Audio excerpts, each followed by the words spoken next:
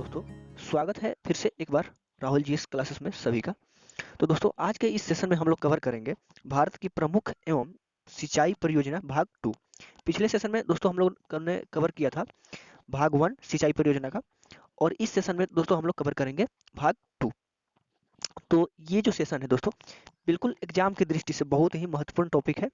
1-2 number के question आसानी से इससे बनते ही बनते हैं सभी भी एग्जाम में, चाहे कोई भी एग्जाम हो, एसएससी हो, रेलवे हो, बैंकिंग हो, चाहे जो भी हो, एक ना एक क्वेश्चन इससे बनते हैं।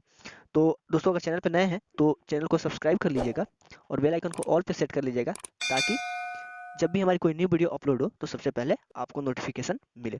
तो चलिए दोस्तों, स्टार्ट करते हैं आज के इस सेशन को। तो सेशन को बिल्कुल स्किप मत कीजिएगा, क्योंकि जो आज का जो सेशन है वो बिल्कुल बेहतरीन होने वाला है। तो चलिए, सबसे पहले हम जानते हैं सिंचाई परियोजना के। पहले पिछले सेशन में तो हम लोग कुछ कवर कर लिया था, और इस सेशन में जो बचे हुए हैं उसको हम देखते चलते हैं। तो इसमें क्या है, महाराष्ट्र की प्रमुख नहरें हैं। तो यहाँ पे नहरें का जो यहाँ पे टाइपिंग है थोड़ा सा मिस्टेक हो गया है। महाराष्ट्र भारत का दक्षिण पश्चिमी राज्य है, और इसके भी कुछ क्षेत्र समुद्र के तट पर स्थित है। ठीक है। इस राज्य में कृषि योग्य भूमि की अधिकता है और नदियों से निकाली गई नहरों द्वारा सिंचाई की व्यवस्था की गई है। महाराष्ट्र में जिन प्रमुख नहरों द्वारा सिंचाई की व्यवस्था की जा रही है वे हैं जायकवाड़ी परियोजना की नहर। इन नहरों का निर्माण गोदावरी नदी के जल से किया गया है। तो दोस्तों, ये जो पॉइंट है यहाँ पे आपको, ये सब महत्वपूर्ण पॉइंट है। तो जहां जहां हमको लगेगा कि ये महत्वपूर्ण पॉइंट है तो ये नोट करते चलेंगे। गोदावरी नदी पर 37 मीटर ऊंचा बांध बनाकर 185 किलोमीटर लंबी नहर निकाली गई है।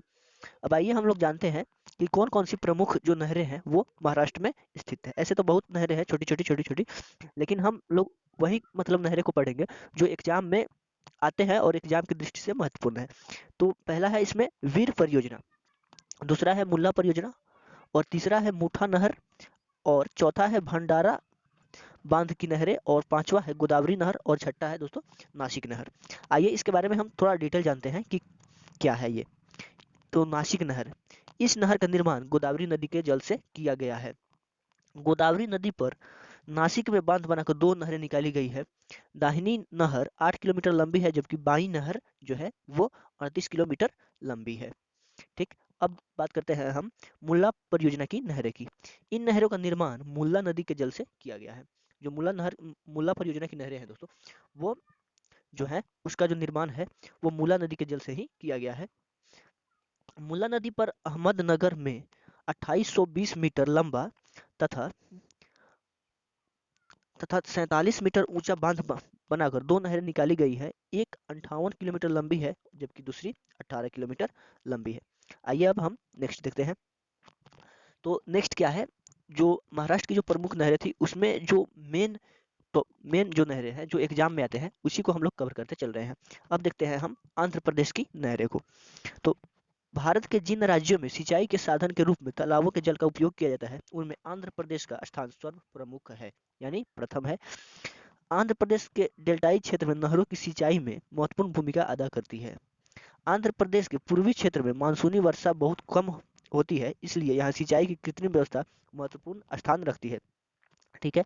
आंध्र प्रदेश में जिन जिन प्रमुख नहरों द्वारा सिंचाई की व्यवस्था की गई है वे हैं इस प्रकार से हैं। आइए इसके बारे में जानते हैं हम कौन कौन सी नहरें हैं। सांपद सागर की परियोजना है पहली, दूसरी है तुंगभद्रा परियोजना नहर, तीसरी है गोदावरी डेल्टा की नहरें गोदावरी नदी पर जो स्थित है, और चौथी है कृष्णा पेन्नार परियोजना, पांचवी है कृष्णा सिंचाई परियोजना, और छठी है कृष्णा डेल्टा परियोजना। अब आइए इसके बारे में हम लोग विस्तार से जानते हैं। तुंगभद्रा परियोजना की नहरें कृष्णा की सहायक तुंगभद्रा नदी पर मालपुरम में 2440 मीटर ऊंचा बांध बनाकर अनेक नहरें निकाली गई हैं। इन नहरों द्वारा आंध्र प्रदेश की लगभग भूमि की सिंचाई की जाती है। अब बात करते हैं हम गोदावरी डेल्टा की नहरें की। गोदावरी डेल्टा निर्माण के क्रम में कई भागों में बट गई है, और इन विभक्त भागों पर बांध बनाकर उनसे 4000 किलोमीटर लंबी अनेक नहरें निकाली गई है। अब बात करते हैं हम कृष्णा पेन्नार परियोजना की नहरें की। इन नहरों का निर्माण कृष्णा नदी और पेन्नार नदी के जल से किया जाता है। कृष्णा नदी पर सिद्धेश्वर नामक स्थान पर, पेन्नार नदी पर सोमेश्वर नामक स्थान पर बांधों का निर्माण कर 1296 किलोमीटर लंबे बांध निकाले गए हैं। अब बात करते हैं हम कृष्णा डेल्टा की नहरें की। कृष्णा के डेल्टा प्रदेश में सिंचाई की व्यवस्था के लिए विजयवाड़ा के निकट, विजयवाड़ा जो आंध्र प्रदेश में ही है, के निकट बांध बनाकर तथा कृष्णा और गोदावरी नदी को जोड़कर अनेक नहरों का निर्माण किया गया है। अब हम बात करते हैं केरल एवं तमिलनाडु की प्रमुख नहरें की। तो केरल और तमिलनाडु की बात करें तो केरल भारत का दक्षिणतम राज्य है और तमिलनाडु भी, और यहाँ वर्षा की अनिश्चितता बनी रहती है। इस राज्य में कृषि योग्य भूमि प्रचुर मात्रा में विद्यमान है। इस राज्य में नहर तंत्र के विकास की ओर से विशेष ध्यान आकृष्ट किया गया है। ठीक है, अब हम बात करते हैं केरल एवं तमिलनाडु की जो प्रमुख नहरें हैं उन नहरों की। कावेरी डेल्टा की परियोजना की जो नहरें हैं वो हैं फर्स्ट। दूसरा है मेट्टूर परियोजना की जो नहरें हैं। तीसरा है पेरियार परियोजना की जो नहरें हैं जो केरल में ही है। अलियार पेराम्बिकुलम की जो नहरें हैं वो हैं। अब हम देखते हैं इसके बारे में। कावेरी डेल्टा की नहरें, इन नहरों का निर्माण कावेरी नदी के डेल्टाई भाग में बटी हुई शाखा पर बांध बनाकर किया गया है। कावेरी डेल्टा उर्वरता की दृष्टि से प्राचीन काल से ही उत्कृष्ट रहा है, इसलिए यहाँ सिंचाई की सुविधा उपलब्ध कराना नितांत आवश्यक था। कावेरी नदी पर कोलेरुन शाखा पर एनीकट नामक बांध बनाकर 6400 किलोमीटर लंबी एक नहर शाखाओं सहित निकाली गई है। ठीक है, अब हम बात करते हैं मेट्टूर बांध की नहरें की। इन नहरों का निर्माण कावेरी नदी के जल से ही किया गया है। कावेरी नदी पर मेट्टूर बांध बनाकर वहां से 200 किलोमीटर लंबा ग्रैंड एनीकट व बदावर नहरों से जल कावेरी डेल्टा के क्षेत्र में पहुंचाया जाता है। अब हम बात करते हैं पेरियार परियोजना की नहरें की।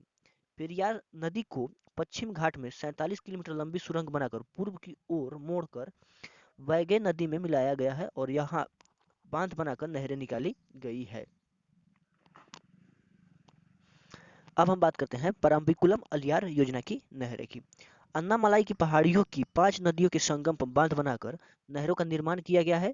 बांध का पानी सुरंग द्वारा कोयम्बटूर तमिलनाडु और त्रिचूर केरल जिले की भूमि की सिंचाई हेतु प्रयुक्त व्यवस्था की गई है इससे। ठीक है, अब हम बात करते हैं मेट्टूर की बांध की नहरें की। शायद हाँ ये हो चुका है। तो अब हम बात करते हैं पश्चिम बंगाल की प्रमुख नहरें की। तो पश्चिम बंगाल भारत के पूर्वी क्षेत्र में पड़ता है और यहाँ दक्षिण पश्चिम मानसून से तथा लौटते हुए मानसून से अच्छी वर्षा होती है। इसके अधिकांश क्षेत्र निश्चित वर्षा वाले हैं, इसलिए नहरों की आवश्यकता कम है, परंतु यहाँ नहर तंत्र का विकास बहुत अच्छी तरह से हुआ है। जिन प्रमुख नहरों द्वारा पश्चिम बंगाल की भूमियों की सिंचाई की जाती है वे इस प्रकार हैं। आइए देखते हैं हम। मिदनापुर की नहरें, दूसरा है दामोदर नदी की नहरें, और तीसरा है मयूराक्षी नहर, और चौथा है एडन नहर। अब हम बात करते हैं मिदनापुर नहर। कोसी नदी पर मिदनापुर के पास से यह नहर निकाली गई है जिसकी जो लंबाई है वो 518 किलोमीटर है। दामोदर नहर, यह नहर बंगाल का शोक नाम से प्रसिद्ध दामोदर नदी से निकाली गई है। यह 414 किलोमीटर की दूरी में फैली हुई है। अब हम बात करते हैं मयूराक्षी योजना की नहरें। इन नहरों का निर्माण मैसन जोर नामक स्थान पर बांध बनाने के पश्चात हुआ है। इस योजना के अंतर्गत 1368 किलोमीटर की लंबी नहरें निकाली गई है। इन नहरों को द्वारा बंगाल और उड़ीसा, बंगाल और बिहार राज्य को सिंचाई की सुविधा उपलब्ध हो रही है वर्तमान में। अब बात करते हैं हम एडन नहर की। यह नहर भी दामोदर नदी से निकाली गई है। इसकी जो लंबाई है वो 72 किलोमीटर है और एडन नहर से वर्धमान जिले में सिंचाई कार्य संपन्न हो रहा है। तो दोस्तों ये था आज का सेशन। सेशन अच्छा लगा हो दोस्तों तो प्लीज़ वीडियो को लाइक कर दीजिएगा और चैनल को सब्सक्राइब कर दीजिएगा। Thank you.